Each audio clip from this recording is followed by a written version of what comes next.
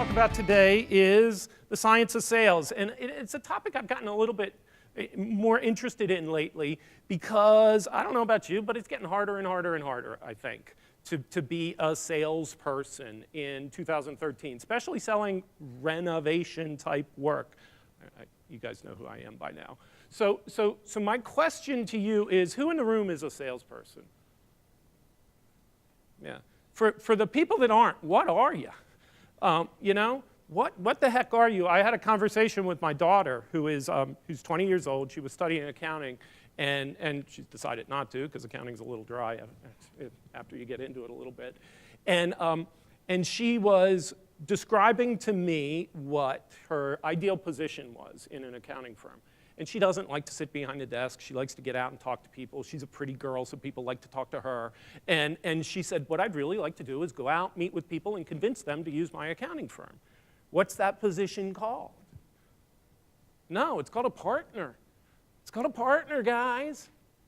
That's what those people do. The people that make the money, bring the money in, are the people that are best rewarded. So if you don't think you're a salesperson, and I have an architecture degree, I think I'm something, you know, I'm a salesperson at the end of the day. That's what pays my salary and everybody else's. So I think it's something we've got to get through.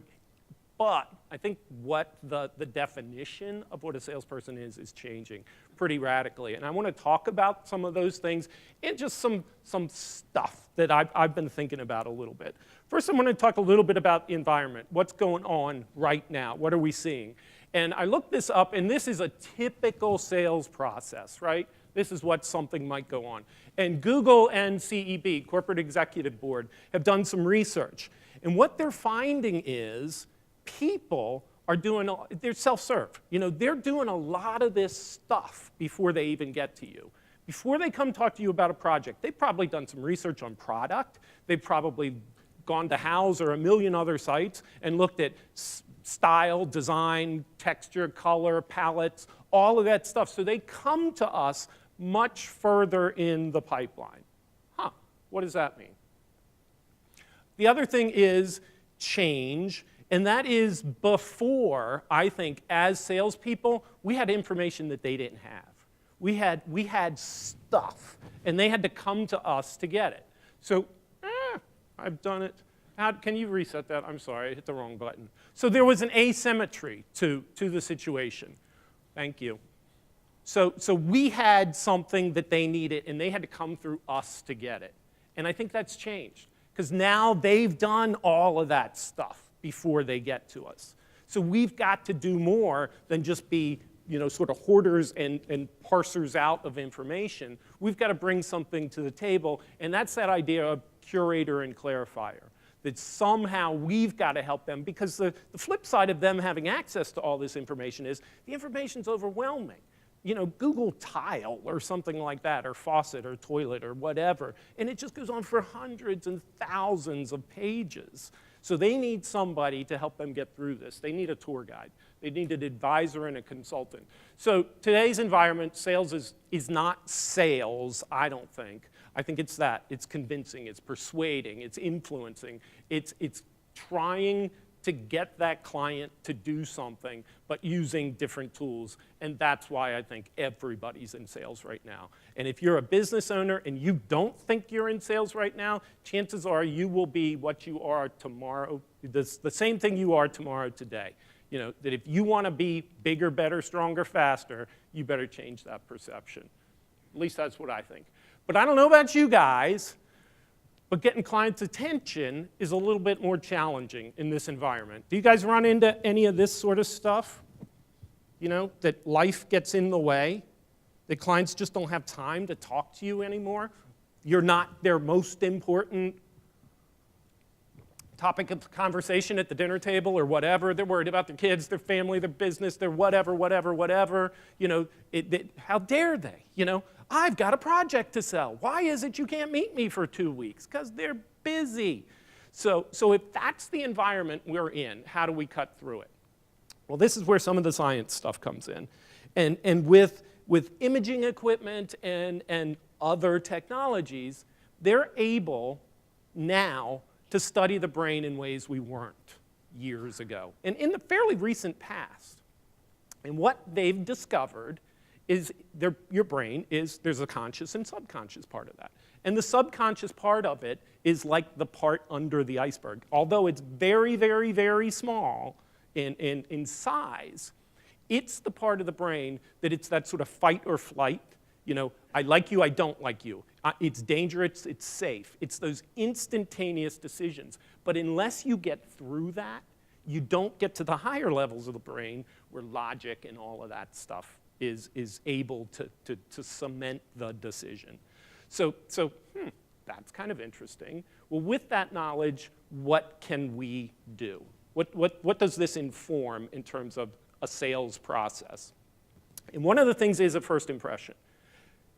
If you're not thinking about, I walk up to the door, ring the doorbell, and somebody sees me for the very first time, you ought to be paying attention to that. You really ought to be paying attention to that first impression. And this is a crazy example, but anybody know what this is? Yeah, what is this? Yeah, it's a particle accelerator. This is I'm American, 17 miles in diameter, right? Across the border of Switzerland and France. And this thing is state-of-the-art, just recently opened in the last couple of years, cost billions of dollars, lots of time. The politics involved in developing something like this is pretty incredible. You know, it just goes on and on and on. And what they're trying to do is get to the basic, the origin of matter and the origin of the universe. That's what this thing was built to do. So the technology involved in this is just astounding, right? The fact that man can create something like this is amazing. And so they've spent years and years and years and billions of dollars on this because what they're trying to do is prove this standard model that all physics is based on this stuff.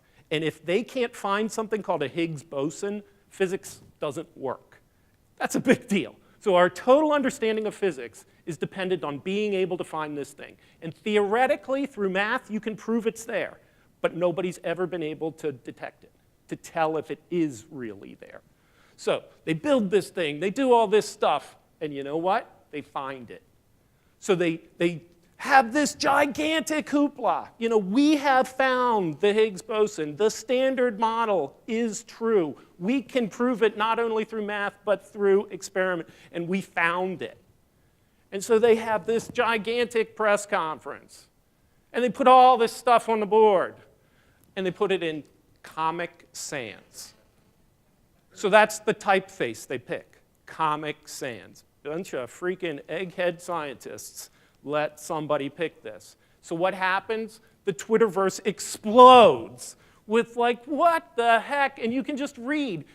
This is fundamental particle physics being proved, and people care about the typeface that was used to present it. You know, great day for physics, not so good for typography. Really? I mean, spent billions and billions of dollars, tens of years to develop this.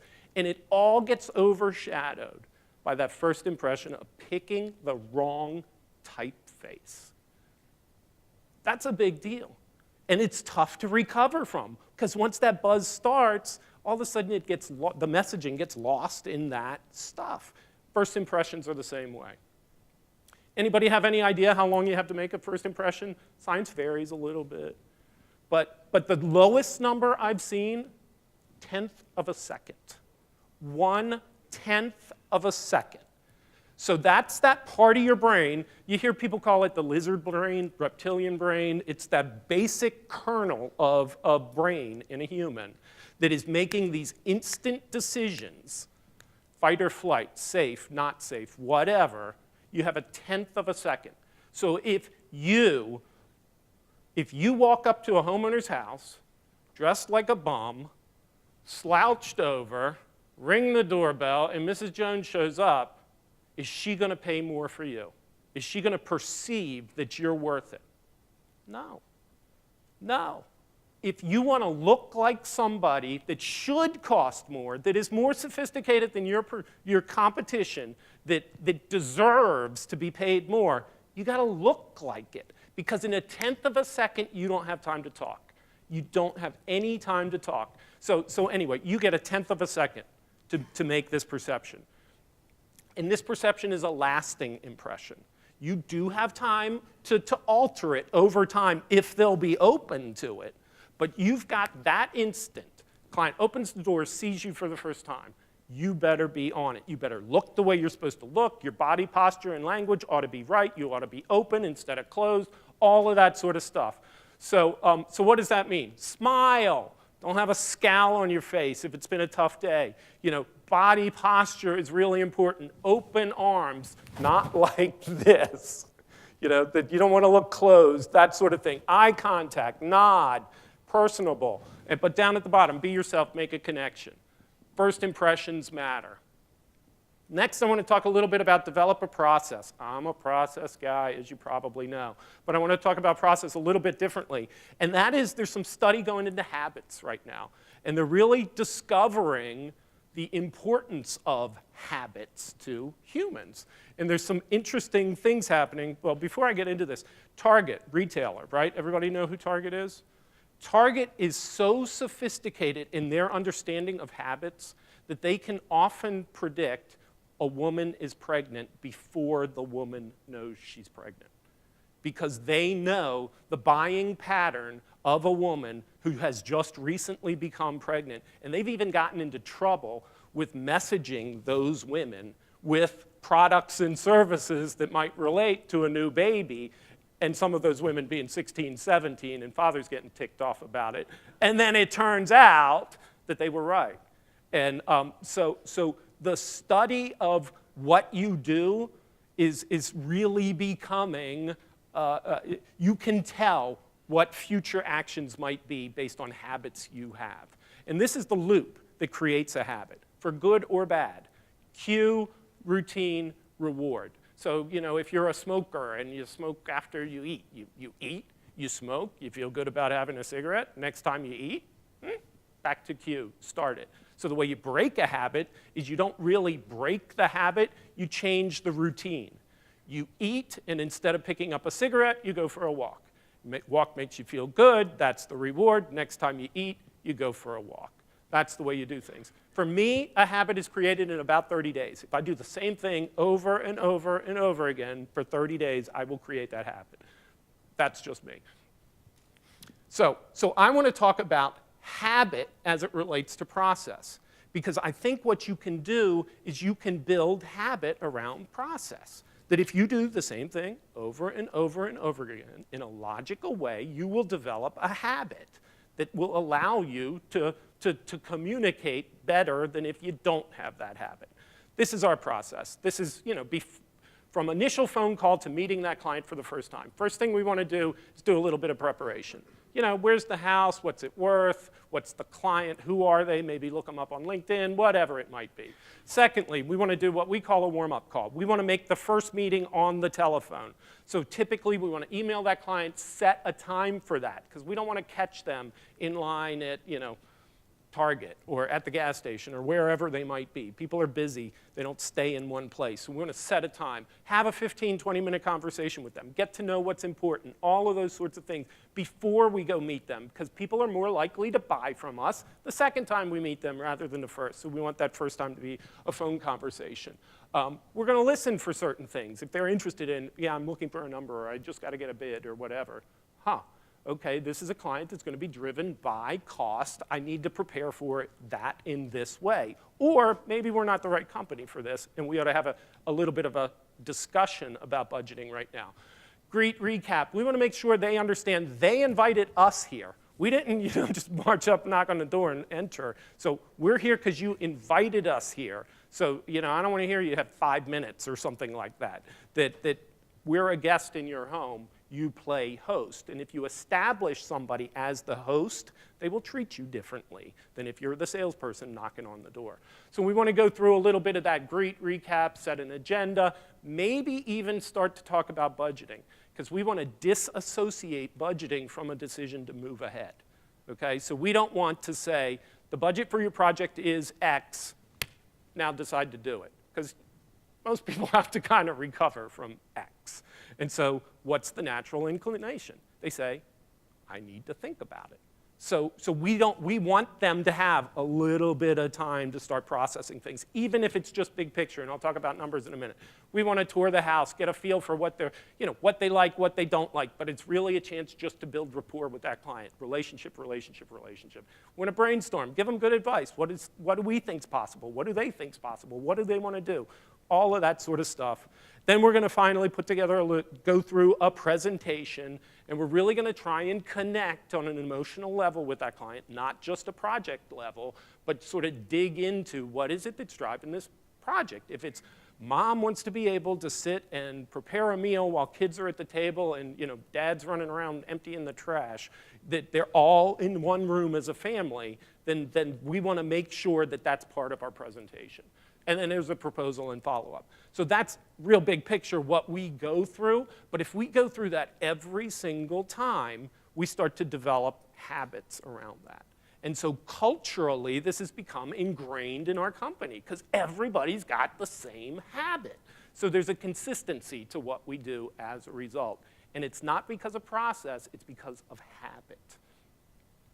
The other thing is write it down. I'm a doodler. Somebody was even making fun of me. These guys were making fun of me last year that when I listen, and I've been good this year, I haven't been doodling, but when I listen, I doodle. That's what I do. And there's actually some studies around the fact that if you doodle while you're listening, it lights up different areas of your brain and you retain more information. So, I don't know, you guys can all start doodling now. But there's actual science behind the fact that if you listen and draw or move a pen on a piece of paper at the same time, you will remember that information more than if you don't. So write stuff down, because if you write stuff down, it's almost like you're doing it. When you were in school, did anybody, when you're studying or something like that, you write it down? Before I give a talk, I sometimes will jot down a couple of notes right before I do it, because I'm old and forget things all the time. So I have to do it right before I do it, so I remember it. But you remember things in a different way if you write it down. This isn't, some people, this isn't this culture or country or whatever. This is human. This works. Write stuff down and you'll remember it at a different level. There was something about habits where they looked at patients that had hip replacement, knee replacement surgery, things like that. And what they did is they said, okay, well, your course of treatment is by 2 weeks we want you to be able to, walk to the bathroom. At 4 weeks we want you to be able to walk around the block. At 6 weeks we want to be able to walk a mile, whatever it might be. So they established goals, and then they made the patient write out a calendar for how they were going to get there. Step by step, what are they going to accomplish every single day in order to get there? The patients that hit those goals, that wrote the stuff down, were, I think it was 3 to 4 times greater than the patients that didn't write it down. So those people improved their health just by writing it down. And the ones that were most successful were the ones that after a day realized there were a couple key points that would happen along the way. I stood up, I experienced immediate pain, but I knew that after I took 2 or 3 steps, the pain dissipated. So what I do, so they would write this down, stand up immediately, take a step. Build momentum, that led to the next step, then that pain was gone quickly, as opposed to get up, stand, experience pain, and give up and sit down. So just by writing it down, by taking your sales process and figuring out what are the points that are going to cause me pain, why is your price so much? Write down the answer to that, so when somebody asks you, it's reflex. You don't go, because we're really good.